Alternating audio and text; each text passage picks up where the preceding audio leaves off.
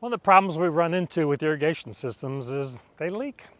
Sometimes there's broken pipes. Sometimes you've got a valve that isn't closing all the way, kind of like with your toilet. You ever heard your toilet running because the valve isn't sealing down? That problem can happen with your irrigation system as well. Other things that people don't consider necessarily leaks is when you've got a broken nozzle or a broken sprinkler head and it's flowing extra water, more water than it should. So we've got a system for you called our leak alert. And with the flow meter, we can track the water use of your system. And if it sees a flow going through the meter at a time when nothing's running, it considers that you have a leak there. Could be a leaky fitting, could be a valve, could be a broken pipe. And it can send an alert to us so we can tell you that you have a problem with your system.